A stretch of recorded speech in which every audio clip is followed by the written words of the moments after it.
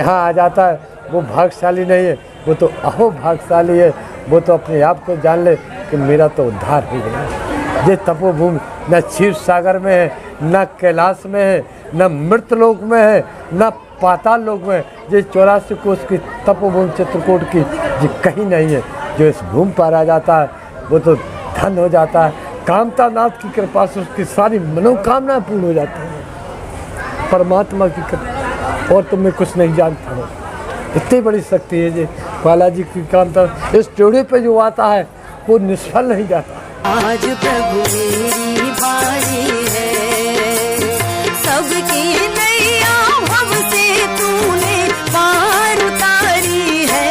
आज प्रभु मेरी बारी है, आज प्रभु मेरी बारी है।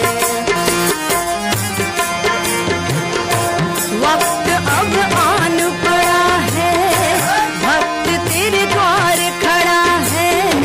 उठा लो अपने हाथों, तेरे चरणों में पड़ा है, तेरे चरणों में पड़ा है।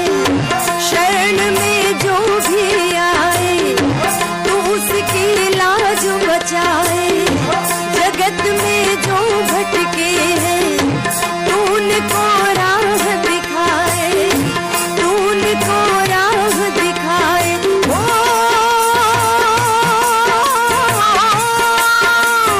बरसों बरसों तेरी मैंने राह निहारी है। आज प्रभु मेरी बारी है, आज प्रभु मेरी बारी है। मेरी बारी है मगर मर्जी तुम्हारी है। आज प्रभु मेरी बारी है, आज प्रभु मेरी बारी है। सबकी नैया भव से तूने पार उतारी है। आज प्रभु मेरी बारी है, आज प्रभु मेरी बारी है। किसी ने जब भी पुकारा मिला है तेरा सहारा। तेरी ही आस सभी को, तू ही है सबका प्यारा, तू ही है सबका प्यारा। तू उजड़ों को बसाए, तू बिछड़ों को मिलाए। तेरा दर छोड़ के कोई किस दर को जाए, कोई किस दर को जाए। हो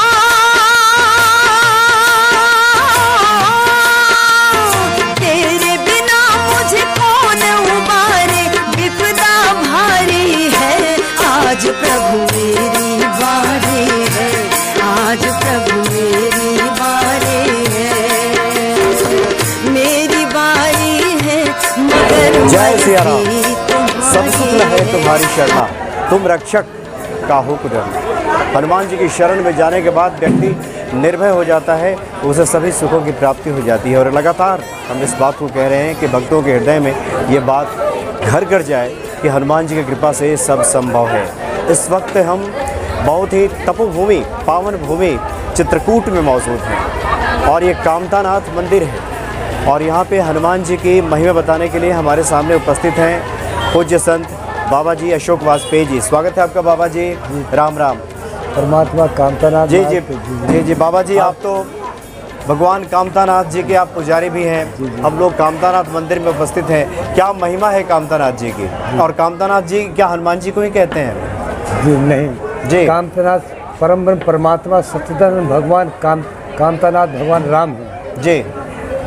तो देखो मैं आपको सूक्ष्म रूप में बताता हूँ परमात्मा की थोड़ी जो जानकारी मेरे पास है। परमात्मा मिली है जो परमात्मा की जानकारी, तो मैं आपके सामने थोड़ा से सूक्ष्म रूप में बताता हूँ। ये चित्रकूट धाम जी, इस पर्वत पर एक चित्रा ऋषि नाम के एक ऋषि रहते थे, इसलिए इसका चित्रकूट धाम पड़ा। फिर यहाँ परमात्मा यहाँ के राजा भोलेनाथ हैं। तो सब पर्वतों के राजा है विंध्याचल पर्वत। तो भोलेनाथ ने विंध्याचल पर्वत से कहा, प्रार्थना की कि मुझे कुछ पूजा करने के लिए दीजिए। तो पहले पर्वत उड़ते थे, तो विंध्याचल पर्वत ने अपना मुकुट दिया, तो मुकुट ओढ़ करके यहाँ स्थापित हुआ। तो इस पर्वत की, उस मुकुट की पूजा भगवान भोलेनाथ करते रहे, इसका परिक्रमा करते रहे, इसकी पूजा करते रहे। फिर जब भगवान का 14 वर्ष का वनवास हुआ तो भगवान प्रयाग गए, वाल्मीकि आश्रम आए, तो वाल्मीकि से प्रार्थना की कि हे प्रभु मेरा वनवास हो गया है 14 वर्ष का, तो मुझे रहने का स्थान बताइए। तो वाल्मीकि जी ने कहा कि हे प्रभु आपको कौन बता सकता है, आप तो 3 लोग 14 भुवन के मालिक हैं, आपको कौन रहने का स्थान बताएगा। तब भगवान ने कहा गुरु जी इस समय मैं मानव रूप में हूँ, तो आपको बताना पड़ेगा। तो भगवान वाल्मीकि जी ने कहा कि ठीक है, अगर आपकी ऐसी इच्छा है तो आप यहाँ से 40 किलोमीटर दूर चित्रकूट धाम है, वहाँ पर आप जाइए, भोलेनाथ से प्रार्थना करिए और अपने 14 वर्ष वनगमन के बिता लीजिए। एक आपको वट वृक्ष मिलेगा, तो उस वट वृक्ष में बहुत से साधु संत आदर्श रूप में भक्ति कर रहे हैं आपकी, तो उनसे नमन करते हुए और आप भोलेनाथ के उस पास जाइए और उनसे, वे राजा हैं तो उनसे आज्ञा, तो बिना आज्ञा के कैसे रह सकते हैं। तो जैसे वो यहाँ आए, चित्रकूट धाम को आए, वट वृक्ष के वहाँ आए, तो उन्हें नमन किया। सभी ऋषियों मुनियों को आदर्श रूप में भी भक्ति कर रहे थे, तो सबको नमन करते हुए भोलेनाथ के पास भगवान ने अपने भाई छोटे लक्ष्मण जी को भेजा कि जाओ पूछ आओ भोलेनाथ से कि मुझे रहने का स्थान है कि नहीं।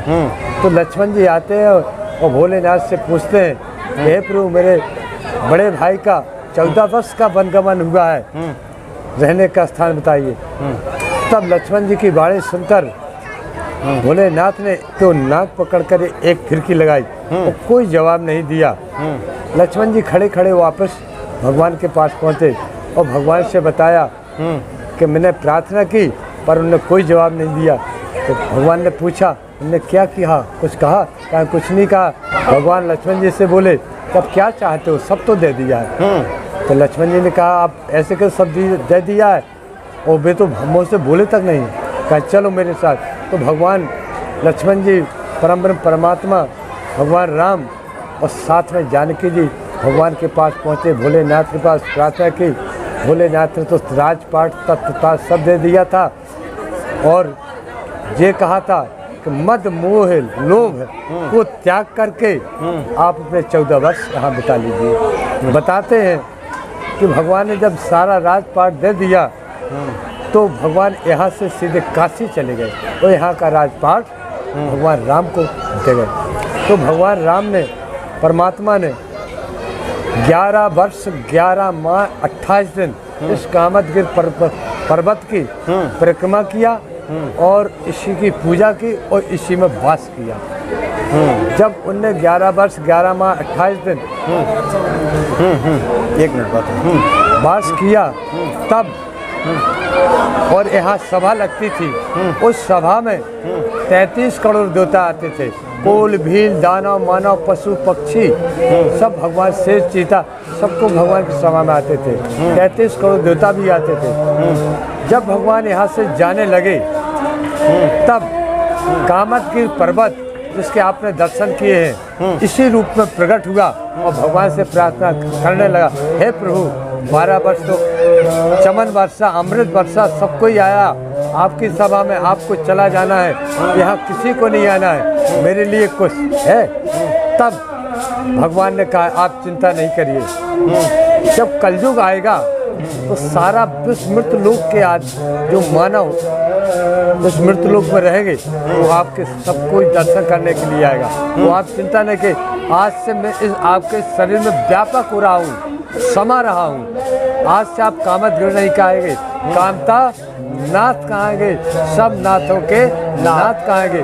केदारनाथ बद्रीनाथ जगन्नाथ भोलेनाथ, भोलेनाथ के नाथ कांतानाथ, मैं आपके शरीर में व्यापक तुम्हारे नाम से मैं पूजूंगा।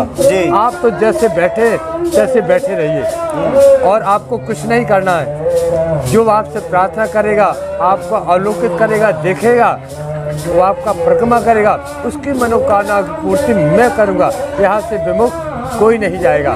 ये भगवान ने कामदगिर पर्वत से कहा। तब कामदगिर पर्वत बोला कि अब तो मैं प्रभु धन्य हो गया, अब मुझे अब कुछ नहीं चाहिए।